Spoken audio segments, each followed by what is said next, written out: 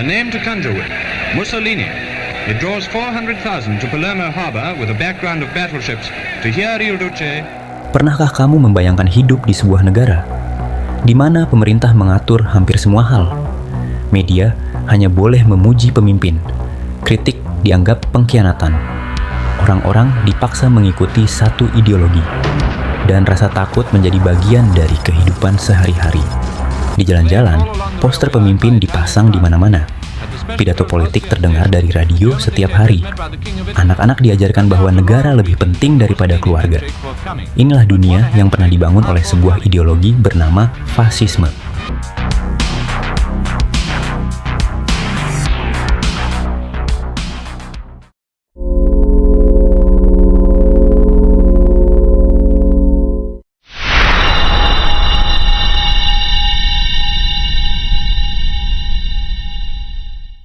Ideologi yang pernah membuat jutaan orang percaya bahwa kekuatan mutlak, militer, dan nasionalisme ekstrim adalah jalan menuju kejayaan bangsa. Namun pada akhirnya, fasisme justru menjadi penyebab perang terbesar dalam sejarah manusia. Jutaan nyawa melayang, kota-kota hancur, dan dunia berubah selamanya. Untuk memahami lahirnya fasisme, kita harus kembali ke Eropa setelah Perang Dunia I. Meski perang berakhir tahun 1918, kondisi justru semakin kacau. Ekonomi runtuh, pengangguran meningkat, dan rakyat kehilangan kepercayaan terhadap pemerintah. Italia menjadi salah satu negara yang paling kecewa. Walaupun berada di pihak pemenang perang, Italia merasa tidak mendapatkan keuntungan yang dijanjikan. Di tengah kekacauan itu muncul Benito Mussolini, seorang mantan wartawan yang percaya bahwa demokrasi adalah sistem yang lemah. Menurutnya, negara membutuhkan pemimpin kuat untuk mempersatukan rakyat melalui disiplin dan kekuatan. Mussolini membentuk kelompok paramiliter Black Shirts yang menggunakan kekerasan untuk menyerang lawan politik. Dalam situasi yang tidak stabil, banyak rakyat lebih memilih stabilitas daripada kebebasan. Tahun 1922, melalui aksi March on Rome, Mussolini berhasil menjadi Perdana Menteri Italia dan memulai era fasisme.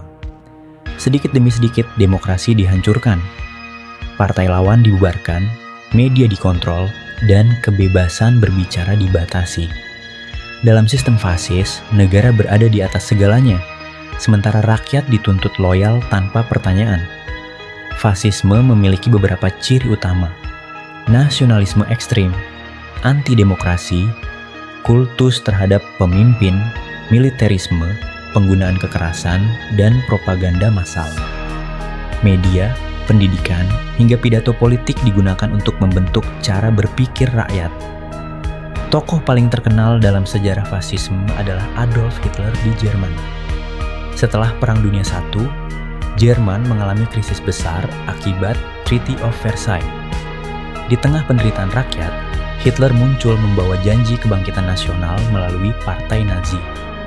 Hitler dikenal sebagai orator yang mampu membakar emosi massa. Ia menyalahkan berbagai kelompok atas penderitaan Jerman, terutama kaum Yahudi. Tahun 1933, Hitler menjadi kanselir Jerman dan segera menghancurkan demokrasi. Polisi rahasia, Gestapo dibentuk, media dikontrol, dan Jerman berubah menjadi negara totaliter. Propaganda menjadi senjata utama Nazi. Radio, film, surat kabar, hingga pendidikan digunakan untuk menyebarkan ideologi Nazi dan membangun loyalitas rakyat kepada Hitler. Ambisi negara-negara fasis akhirnya membawa dunia menuju Perang Dunia Kedua. Ketika Jerman menyerbu Polandia tahun 1939, perang besar pun dimulai. Italia dan Jepang bergabung dalam aliansi poros, sementara jutaan orang menjadi korban perang. Tragedi paling mengerikan terjadi dalam Holocaust, ketika jutaan orang Yahudi dan kelompok lain dibunuh secara sistematis oleh rezim Nazi. Holocaust menjadi bukti betapa berbahayanya kebencian dan kekuasaan tanpa batas. Pada akhirnya, kekuatan fasis runtuh. Mussolini ditangkap dan dieksekusi tahun 1945. Sementara Hitler bunuh diri di Berlin saat Jerman berada di ambang kekalahan. Perang Dunia Kedua berakhir dengan puluhan juta korban jiwa dan kehancuran besar di berbagai negara. Meski rezim fasis klasik telah berakhir, banyak ahli percaya bahwa unsur-unsur fasisme masih bisa muncul dalam bentuk baru, seperti ultranasionalisme, kultus terhadap pemimpin, propaganda politik, dan pembungkaman kritik. Karena itu, sejarah fasisme tetap dipelajari hingga sekarang, bukan untuk dipuji, tetapi agar dunia memahami bagaimana rasa takut, propaganda, dan kekuasaan mutlak dapat menghancurkan demokrasi dan kemanusiaan. Fasisme pernah menjanjikan kejayaan dan persatuan bangsa. Namun, sejarah membuktikan bahwa ketika kekuasaan menjadi terlalu mutlak, kebebasan manusia sering menjadi korban pertama.